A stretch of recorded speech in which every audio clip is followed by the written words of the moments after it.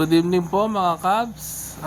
It's a pleasure at naimbitahan tayo sa ganitong madadaming mga halaman. Meron po tayong bagong kaibigan ngayon. So ganito yung hobby niya. Sobrang ganda. Nakaka-amaze talaga. Unang tingin mo parang mga plastic lang. Oo. Iba-ibang kulay, isang puno, iba-ibang kulay. Ang sabi niya sa akin, yung mga species na mga bougainvillea, siguro 10% na lang hindi niya nakokolekta.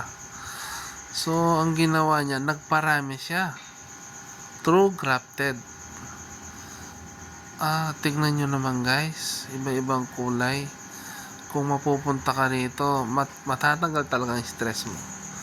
At hindi mo sukat akalain na totoo yan. Lalo na pagka medyo malayo, kitang kita mo sila parang plastic lang. At ang may-ari niyan guys, very humble. Masasabi ko is a true talent ang ginawa niya. So ang sabi sa akin nung nagsisimula pa lang siya, halos konti lang ang tulog niya. Inaabot siya ng madaling araw para mag-grafted, no? Nagsimula nga pala siyang magtanim ng mga bougainvillea, mag-grafted nung way back 2019 pandemic. Ito ang naging mga libangan niya, no? So galing siya talaga sa downside. Isa po siyang architect. So imbis na magpa-depress, ito ang kanyang ginawang pampatanggal ng stress.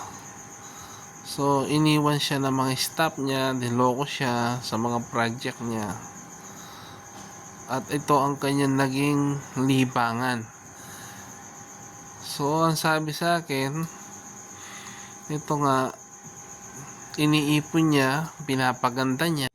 Ma-amaze ka talaga guys pag nakita mo ng personal to. Kagaya nito, oh, kulay pink tapos may puti-puti. Ito naman puti, pink, may bulaklak pa na maliit.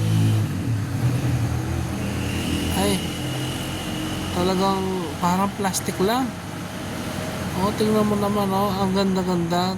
Nagmi-mix color. Ayun po yung may-ari. Ayaw po niya magpakita. Very humble person.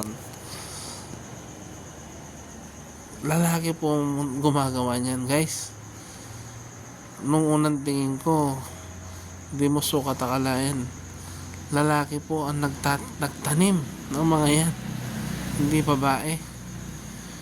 Yan, oh. Ay, ang ganda, oh. Iba-ibang klaseng species ng mga bougainvillea. Ang alam ko kasi dati, pag bougainvillea, yung may tinik, tapos parang simple lang. Ito iba-ibang klase, may ganyan parang klase ng mga bougainvillea. Sobrang dami palang species ng mga bougainvillea. Ayun, oh, ganda, oh, nakaka-amaze. Ito masasabing pure talent kung paano niya nagawa to.